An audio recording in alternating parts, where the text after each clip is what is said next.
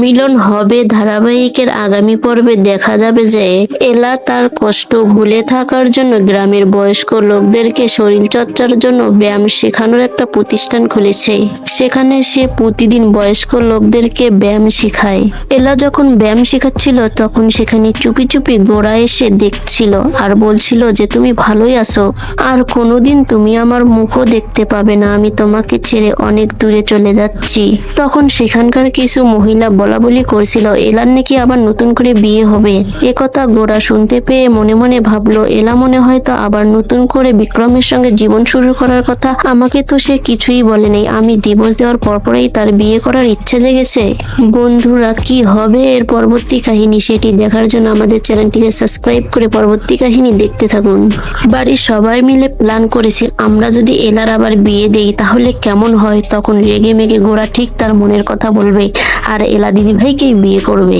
এই প্ল্যানে দাদুর সঙ্গে সবাই একমত হয়ে এলাদের বাড়িতে গেল এবং এলার মাকে বলল। এলার মা বলল এতে আমার কোনো আপত্তি নেই, আমি তো চাই আমার মেয়েটা একটু সুখে থাক।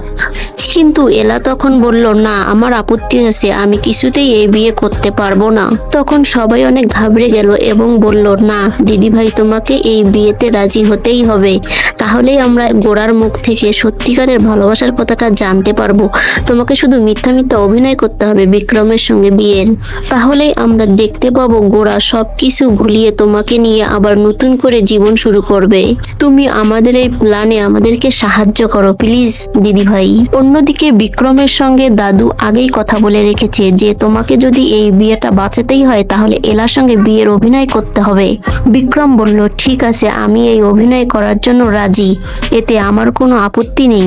বন্ধুরা, কি ঘটতে চলেছে পরবর্তী কাহিনী সেটি দেখার জন্য আমাদের চ্যানেলের সাথেই থাকুন। সব বাধা পেরিয়ে এলা ও গোরা কি পারবে আবার নতুন করে জীবন শুরু করতে, নাকি সুনয়ার ষড়যন্ত্রে সবকিছু শেষ হয়ে যাবে? কি ঘটতে চলেছে এলা ও গোরার জীবনের কাহিনী দেখতে হলে মিলন হবে কতদিনে নাটকটি আপনারা প্রতিদিন দেখবেন এবং আমাদের চ্যানেলের সাথেই থাকবেন।